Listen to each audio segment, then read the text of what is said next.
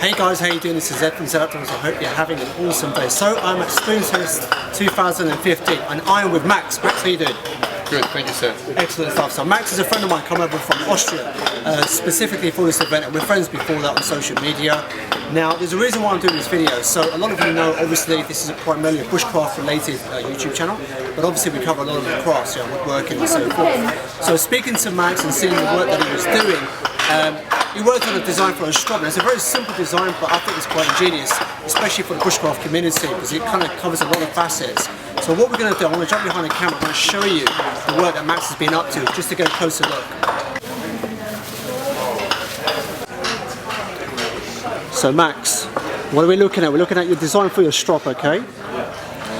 So hey guys, thank you Seth for the opportunity. I wanted to introduce my strop today that I came up with.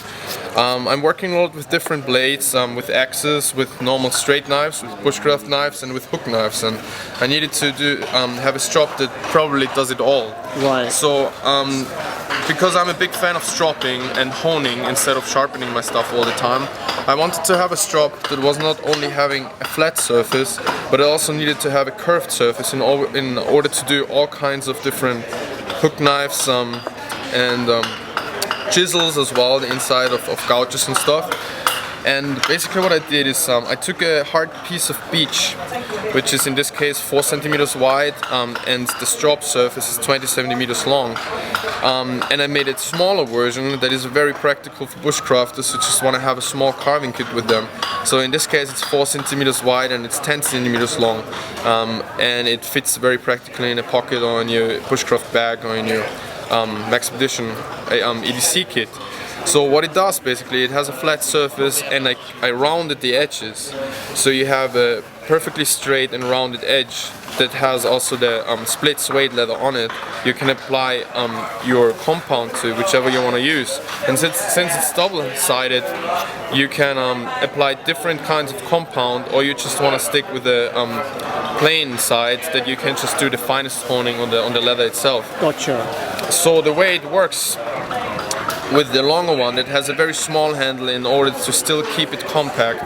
I usually just rest it somewhere, or I even rest it, if you want to come over here, I rest it on the side of the table, so I basically still have enough space to work here and I still have the stability. And what you want to do is you want to rest your knife. In this case it's a sloyd knife, or I want to bring out my bushcraft knife, actually a more companion. And obviously this is very common, isn't it, within the bushcraft? It's a very common knife, and what I did, because it doesn't strike a ferro rod very nicely, I took it actually here to the belt sander, so it's really bushcraft specialized now basically. So what I want to do with that is I just want to rest it with the straight Scandi bevel on here, and since it's leather it actually gives a little bit, and what it does, it gives it a micro convex bevel, which makes the edge very resistant when you use it hard outside and you actually do some kind of turning cuts. I want to rest it here, and then I want to pull it out and lift it slightly as it gets to the curve. But I don't want to make a big movement because it's going to round off my edge too much. And I come around from the other side, lift it nicely and keep the bevel flat. And it's just going to give it a micro convex bevel. Gotcha. You can see how much metal it actually takes off by just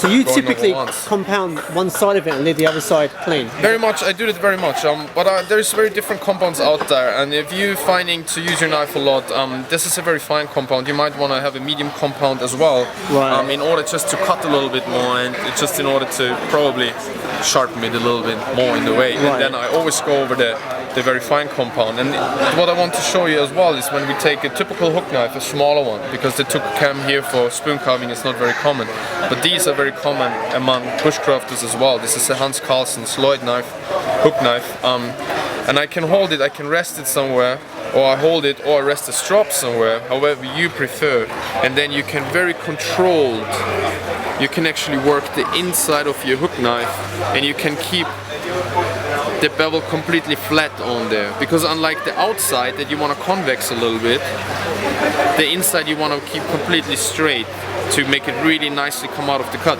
And you can see how polished the inside here is, and I did it all with this strop here, which is very fresh. If you want to come around here, which is more interesting maybe for the bushcraft community is the smaller one, and it works just exactly the same. If I want to strop something on the flat surface, I hold it, because it's quite wide, more than a centimeter, I can actually hold it quite comfortably like this without getting my fingers into jeopardy, and I can do exactly the same on this. There's no compound applied here yet, but you can see it's really enough space and surface even for a little bit bigger knife to strop it very nicely.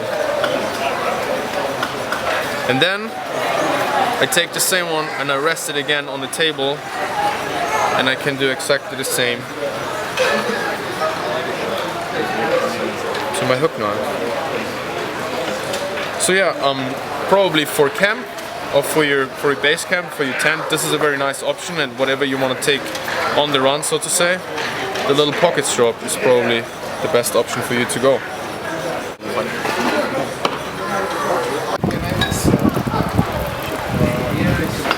So there you go guys, that was a very short video. I just saw it, when I saw it I thought it was a fantastic design for a strop, because I've been looking for a convenient strop to take out with me that does a whole bunch of stuff, and obviously I do a lot of spoon carving as well, so it just ticks all the boxes.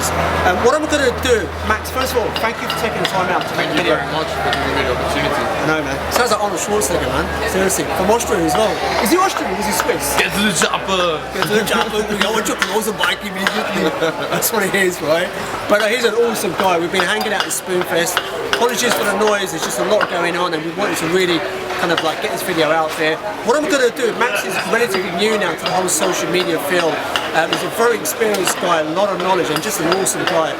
He set up his own YouTube channel, he's doing other social media stuff. What I'm going to do is put a link to his YouTube and website below. Please do go check him out. Check his YouTube channel out. If you like what you see, hit the subscribe button. I've subscribed, I watch his videos. Thumbs down on all of them. I'm joking. I watch yours. I'm joking. No, his videos are awesome. He's a really nice guy.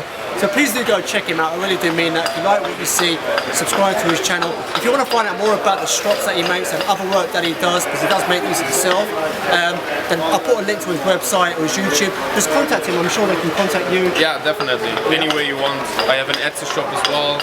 You can contact me there. There is a comment section. Just write me an email, Facebook. It doesn't really matter. That's it. Call me. You can press him right in German. That's it. Alright? So what you do is you can just go check him out. But once again, thank you so much, Max, for taking the time out. Thank you. I hope you kind of like picked up some ideas, you know, something you can even make yourself, or like I said, Max makes these, whatever the case may be. It's just a very convenient piece of kit to take out with you. In bushcraft, you ideally want to take stuff that does a lot of jobs in one. So rather than just one thing for separate things, you want to make a compact kit. So there you go. Hope you enjoyed that. If you've got any comments, please leave them down below. Hit the like button if you haven't subscribed to this channel already. There's a button on the screen right now with the logo. Hit that, you can subscribe for more videos. And until the next time, as always, this is Ed from Z Outdoors. Peace out.